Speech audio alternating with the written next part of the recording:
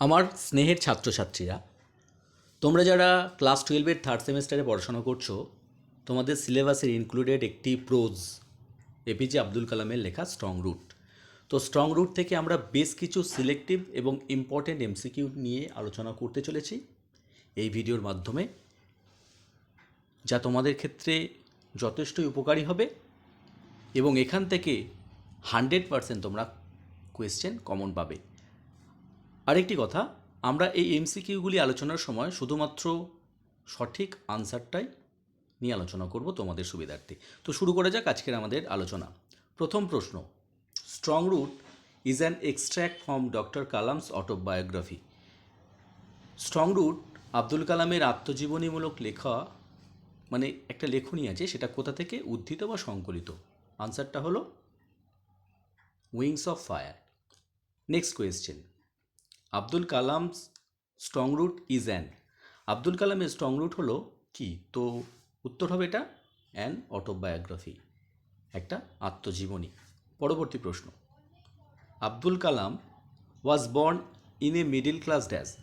আব্দুল কালাম জন্মগ্রহণ করেছিলেন মধ্যবিত্ত পরিবারে। কোন পরিবারে? আনসারটা হবে তামিল ফ্যামিলি, একটা তামিল পরিবারে। চলে যাব পরবর্তী প্রশ্নের দিকে। রামেশ্বরম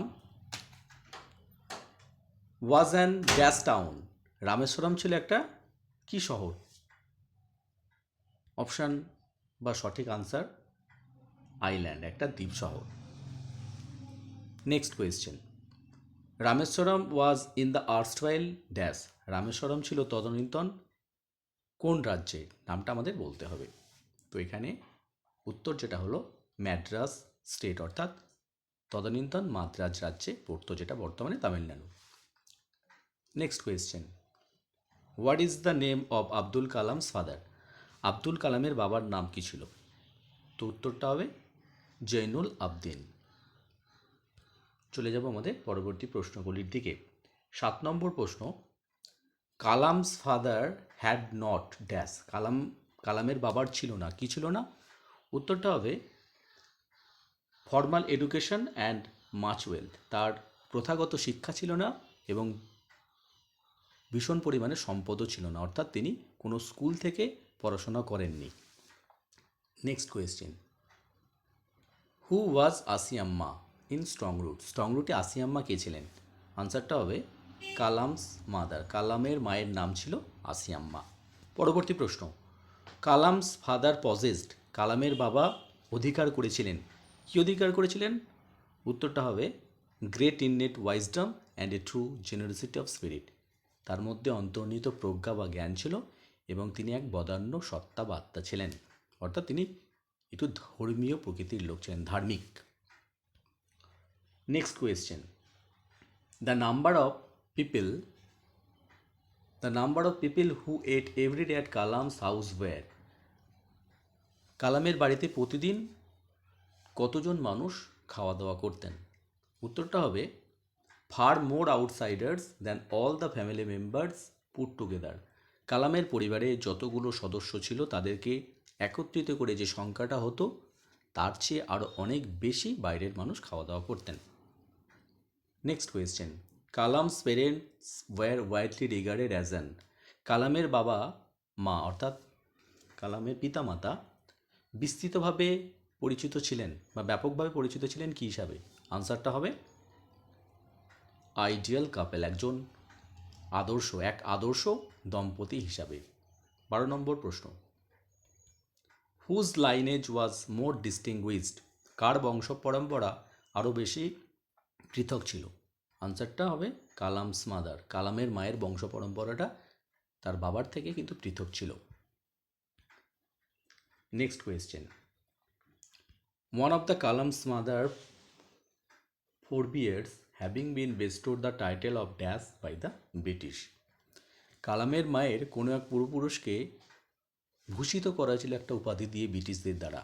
সেটা কি উপাধিটা? কি আনসার হবে বাহাদুর। বাহাদুর উপাধিতে কিন্তু ভূষিত করা হয়েছিল। Next question, where did Kalam live with his family. Kalam তার পরিবারের সঙ্গে কোথায় বাস করতেন? আনসার হবে ইন দেয়ার অ্যানসেস্ট্রাল হাউস, তাদের পূর্বপুরুষের নির্মিত বা তৈরি করা বাড়িতে। অ্যানসেস্ট্রাল কথার অর্থ হচ্ছে পূর্বপুরুষ। পরবর্তী প্রশ্ন, Kalam's ancestral house was built in. কালামের পূর্বপুরুষদের তৈরি বা নির্মিত বাড়িটি কোন সময়ের আর কি, কোন সময় সেটা তৈরি করা হয়েছিল? আনসারটা হবে in the middle of the 19th century. 19 শতকের মধ্যভাগে বা মাঝামাঝি সময়ে তাদের সেই বাড়িটা তৈরি করা হয়েছিল। চলে যাব পরবর্তী প্রশ্নগুলির দিকে। 16 দাগের প্রশ্ন, কালামস অ্যানসেস্ট্রাল হাউস ওয়াজ। কালামের পূর্বপুরুষদের বাড়িটি ছিল, আনসার হবে কি, মানে কীরকম বাড়ি সেটা? আনসার হবে এ ফেয়ারলি লার্জ পুক্কা হাউস, একটা সুন্দর পাকা বাড়ি, অর্থাৎ ইটের তৈরি বাড়ি। Next question, Kalam ancestral house was made of. পূর্বপুরুষদের বাড়িটা কী দ্বারা নির্মিত ছিল? উত্তরটা হবে লাইমস্টোন অ্যান্ড ব্রিক, চুনা পাথর এবং ইট দিয়ে। নেক্সট কোয়েশ্চেন, হোয়ার ওয়াজ কালামস অ্যানসেস্ট্রাল হাউস সিচুয়েটেড। কালামদের যে পূর্বপুরুষের দ্বারা নির্মিত বাড়িটি সেটা কোথায় অবস্থিত ছিল? আনসারটা হবে on the mosque street of Rameswaram, রামেশ্বরমের মস্ক স্ট্রিটে। 19 দাগের প্রশ্ন, which thing Kalam's father use to avoid. কোন জিনিসগুলি কালামের বাবা এড়িয়ে যেতেন বা যেগুলি কখনই ব্যবহার করতেন না?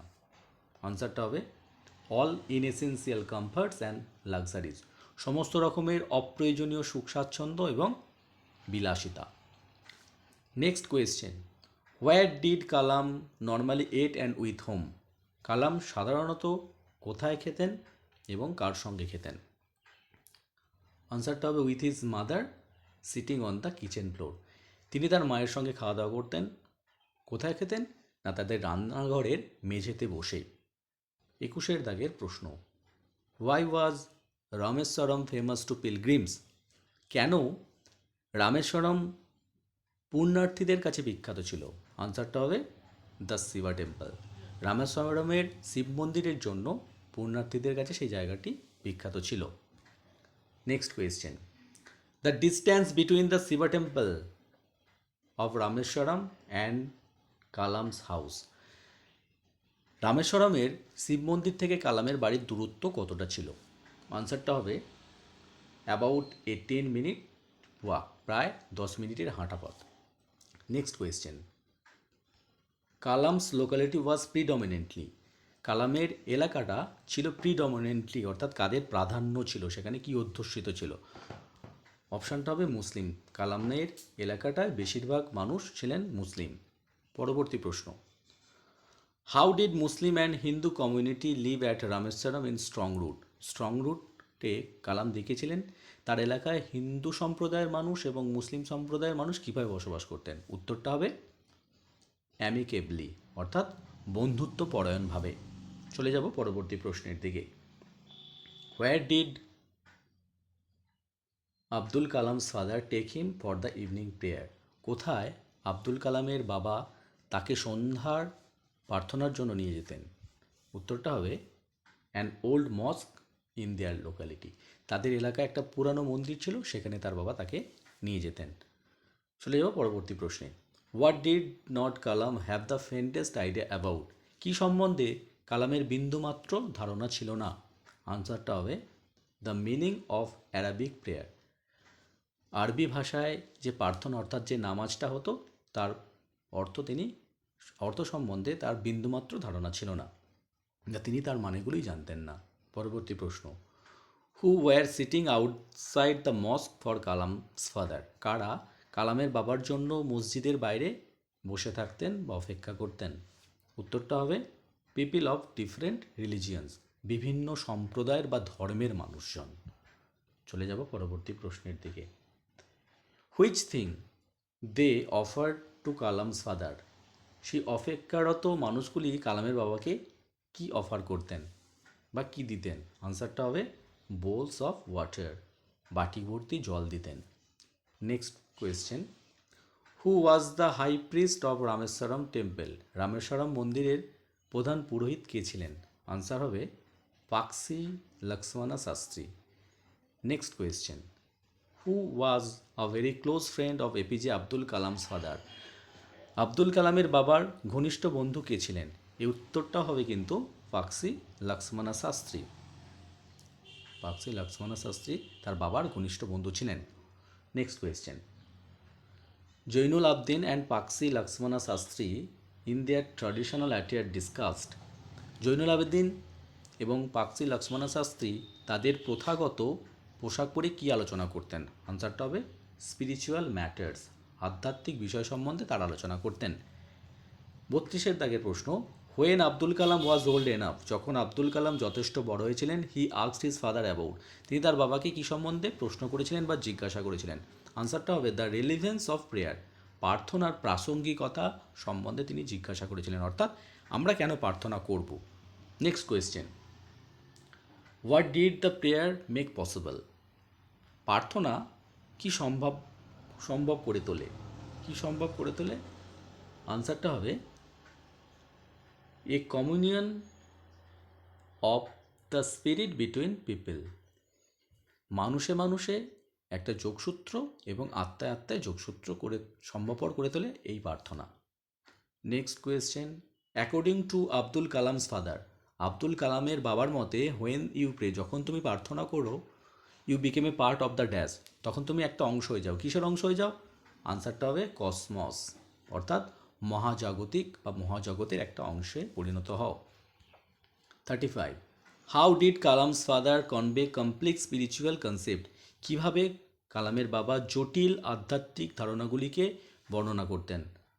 আনসারটা হবে in very simple down to earth Tamil, খুব সহজ সরল তামিল ভাষায়। চলে যাব পরবর্তী প্রশ্নের দিকে। অ্যাডভার্সিটি অলওয়েজ প্রেজেন্ট ড্যাশ, কঠিন অবস্থা সবসময় কি উপস্থাপন করে? আনসারটা হবে অপরচুনিটি ফর ইন্ট্রোস্পেকশন, একটা সুযোগ যেটা অন্তর্দৃষ্টি দিয়ে দেখতে হয়। Next question, according to Kalam's father, কালামের বাবার মতে, when ever human beings are in travel, যখনই মনুষ্য সম্প্রদায় সমস্যার মধ্যে থাকে, দে লুক ফর, তারা খোঁজ করে। কিসের খোঁজ করে?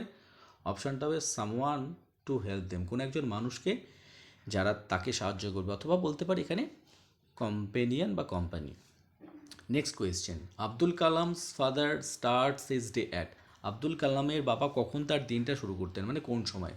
আনসারটা হবে 4 AM, অর্থাৎ ভোর 4টের সময়।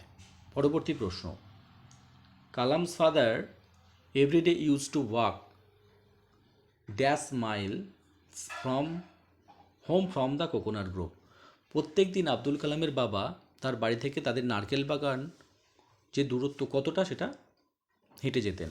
আনসারটা হবে অ্যাবাউট 4 মাইলস, প্রায় 4 মাইল পথ তিনি হেঁটে যেতেন বাড়ি থেকে।